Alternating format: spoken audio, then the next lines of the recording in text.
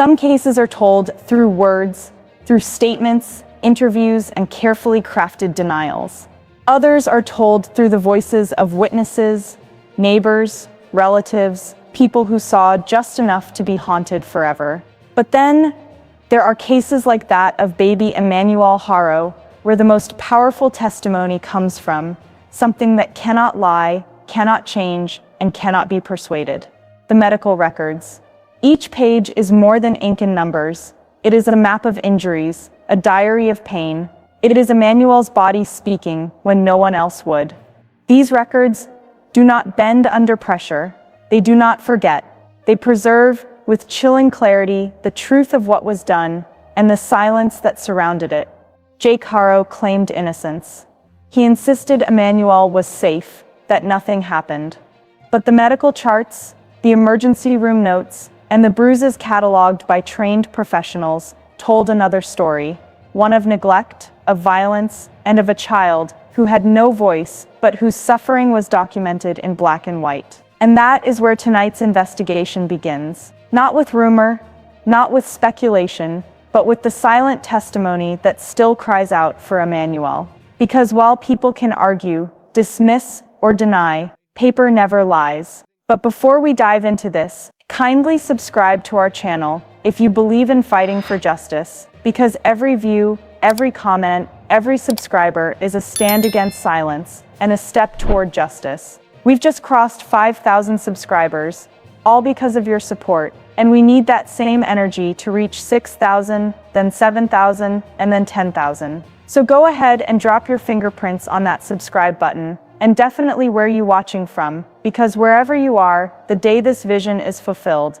I will send my appreciation straight to you. Let's keep building this community that stands and fights for justice together. In true crime, words are fragile things. They bend, they shift, they are shaped by fear, by memory, by guilt. Alibis can be rehearsed, forgotten, or abandoned. Stories change, testimonies clash, but there is something that does not bend, something that does not forget, the written record. Paper does not lie. Paper remembers. Every mark, every date, every note preserved by the hand of a professional is not a guess, not a rumor, it is fact. And in the story of baby Emmanuel Haro, while voices fought to control the narrative, and while Jake Haro spoke with confidence in his own defense, the truth was preserved elsewhere, in silence, in ink, in the cold clinical language of medical files. Those files spoke of bruises no baby should carry, of injuries explained away with words that collapsed under scrutiny, of pain so clearly documented, it was impossible to ignore, unless, of course, someone wanted to ignore it. Because when Emmanuel could not speak for himself, the medical charts became his voice. They became the silent testimony that no courtroom performance could drown out. This is not speculation. This is not neighborly gossip. These are the stamped signatures of doctors, the dated observations of nurses, the cold, factual reports that tell the story no one wanted to hear. And tonight, we will listen to them. The story of Emmanuel Haro is not just written in memory. It is written in ink, across pages of medical charts that quietly recorded a truth too many chose not to see. Each visit to the hospital left behind a trace, bruises marked, injuries photographed, explanations documented. At first, they could be dismissed as ordinary accidents. But accidents do not repeat themselves with such precision. One chart led to another, one report stacked upon the last, and soon a pattern began to emerge, clear to the eyes of those trained to recognize it. Physicians flagged concerns, nurses documented their unease, yet the file was shuffled back into the system. Each notation grew heavier with meaning. Phrases like not consistent with age, explanation does not align with injury, and possible non-accidental trauma stood like red lights in the record. Still, Emmanuel was returned home. Again and again. The pages became thicker, but the response did not become stronger. Instead, silence grew louder with every entry. The file told a story of harm, but the system refused to read it aloud. Every warning that went unheeded became part of the tragedy itself. Every piece of ignored testimony etched Emmanuel's fate more deeply into paper that could not fight back. In these pages, there is no ambiguity. The records do not falter, they do not forget, they do not shift their story with time. They stand as silent testimony, Evidence that the danger was not sudden, but seen, not hidden, but recorded. And despite that, no one stopped it. The ignored warnings did not vanish. They hardened into proof that Emmanuel's suffering was known long before it was acknowledged. The disappearance of baby Emmanuel Haro did not erupt out of silence. It came with a story told first by his mother, Rebecca. She described a sudden abduction, a moment of chaos in a parking lot. She said she was attacked, knocked unconscious, and that Emmanuel was taken from her arms. But from the very beginning, the narrative raised questions. Neighbors replayed what they saw. Rebecca walking normally one moment, limping the next. Jake Haro, her partner, remained in the background, his words sparse, his presence heavy. And the community, though shaken by the announcement of a missing child, could not quiet the suspicion that something about the story did not align with what their own eyes witnessed. Police tread carefully, bound by the rules of evidence and procedure. Neighbors, however, spoke freely, their doubts rippling through the streets. Could this have been staged? Could Emmanuel have never been taken at all?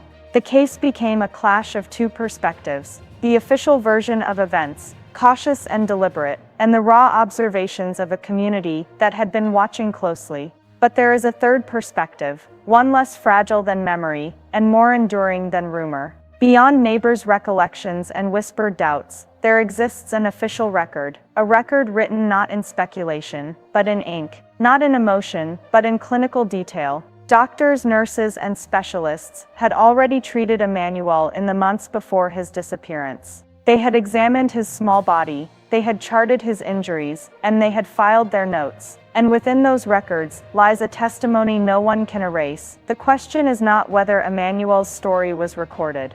It was. The question is whether anyone truly listened before it was too late. The first red flag appeared, not in whispers, but in charts. Medical records documented injuries that should not have been there. Notes describe hematomas on the upper arms, small abrasions across the torso, discoloration along the back of the legs. These were not the scrapes of a toddler, just learning to walk. These were bruises in regions atypical for childhood falls. Doctors wrote cautiously, as they often do. Phrases like injury inconsistent with mechanism, described and further evaluation recommended, appear in the files. The words child abuse rarely surface in such records. The language is guarded, clinical, restrained, but the silence between the lines speaks volumes. Each appointment became a piece of a larger puzzle. A bruise explained away as a fall from the couch. A mark said to be the result of a stumble outdoors. Explanations given, explanations noted, but never fully reconciled with what the medical evidence showed. The records never accused, they never pointed fingers, but they preserved facts, and facts do not change with time. The pattern was there. A baby returned again and again for injuries that could not be explained by chance. Injuries that should have prompted deeper inquiry, stronger intervention, a pause in the cycle of return. The file does not cry out in anger, it whispers in repetition.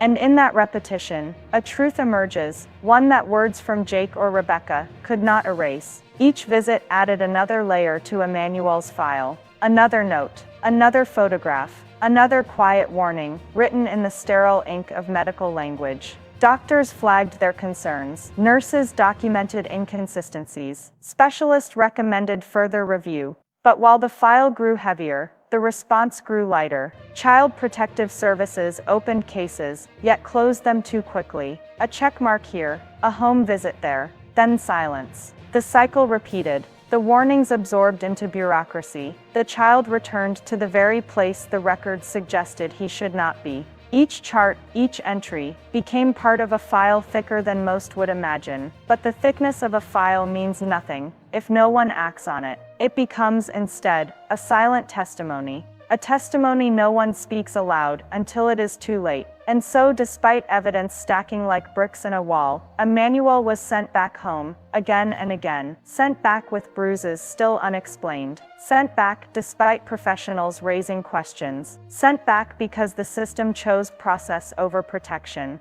The haunting truth lingers in those pages. Silence from officials who should have asked harder questions. Silence from institutions that should have intervened. Silence that left Emmanuel defenseless. And in that silence, danger was allowed to grow. At first, the medical visits seemed spread apart, months between incidents, enough distance to explain away each bruise as an isolated accident.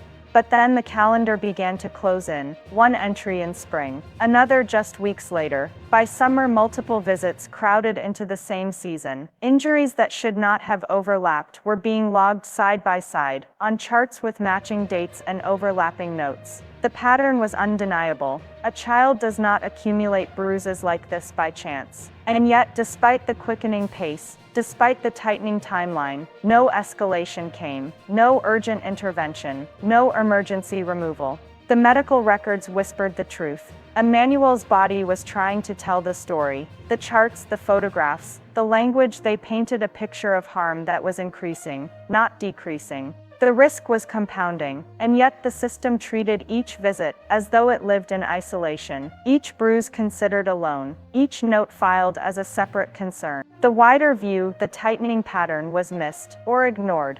This was not just a timeline of injuries, it was a countdown. When questioned, Jake Haro's words were simple, almost rehearsed. "I never hurt him. I never saw anything wrong." His voice steady, his tone calm, as though denial alone could erase suspicion. But against him stood something stronger than words, the silent testimony of medical records. Each entry was not opinion, but observation, time-stamped by professionals bound to truth, signed under oath of care. Doctors and nurses had no motive but protection, no reason but accuracy. Their pens left trails Jake could never outrun, unexplained hematomas, documented bruises inconsistent with childhood play, repeat visits with injuries that overlapped in time and location, a record that grew thicker with every page, each note a reminder that Emmanuel's body was telling a story Jake denied.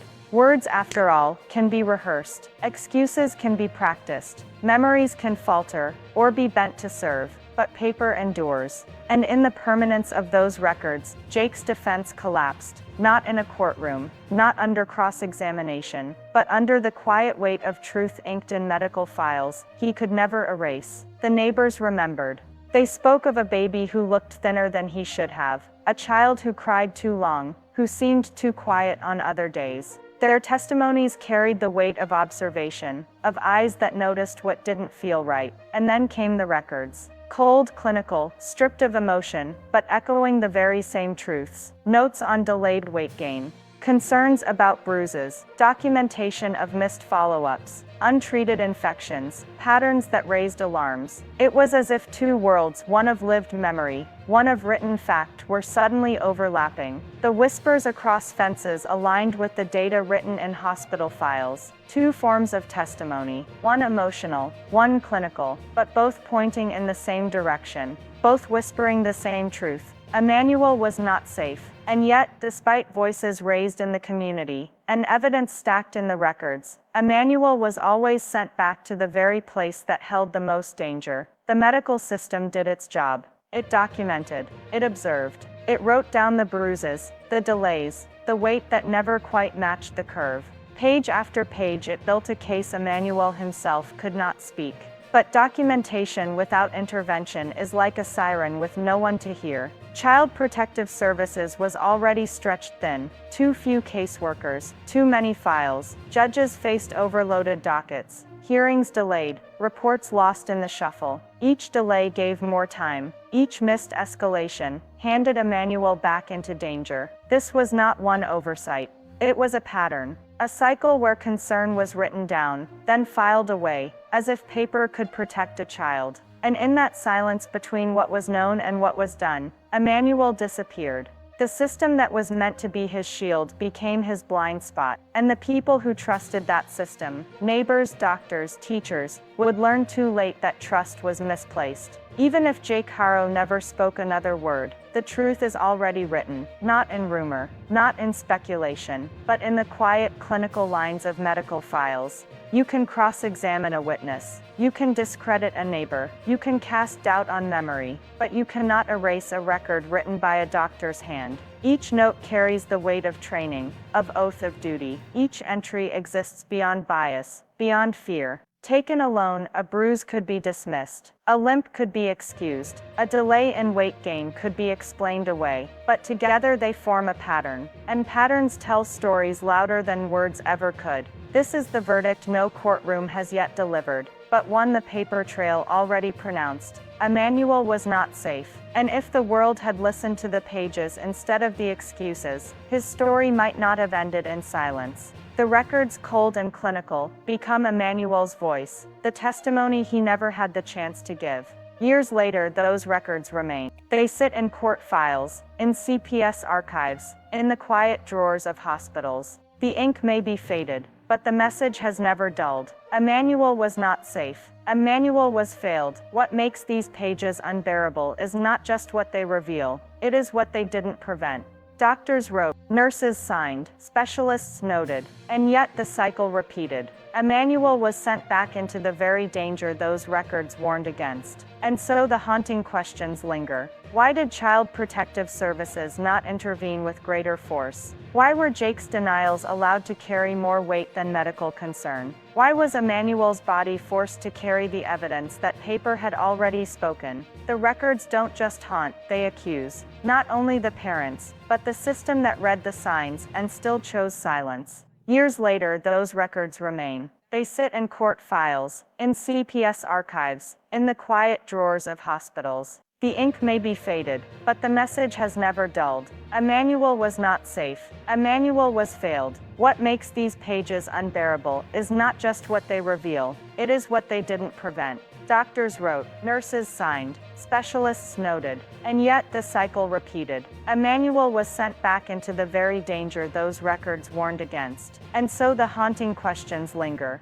Why did Child Protective Services not intervene with greater force? Why were Jake's denials allowed to carry more weight than medical concern? Why was Emmanuel's body forced to carry the evidence that paper had already spoken? The records don't just haunt, they accuse. Not only the parents, but the system that read the signs and still chose silence. Emmanuel Haro cannot speak for himself. His cries were silenced, his future stolen, but his medical records remain, a silent testimony, a verdict written long before the world realized what had happened. We are left with a choice. Do we treat Emmanuel's story as another file, another tragedy, another statistic, or do we let his records echo into change? Change in how we listen to children, how we act on warnings, how we hold parents and systems accountable. Because justice is not only about verdicts, it is about memory. It is about refusing to let silence win. So I ask you, carry Emmanuel's name with you. Speak it when systems fail again. Demand more when agencies hesitate. Stand up when silence becomes convenient. For Emmanuel, for every child like him, for the truth that paper already told.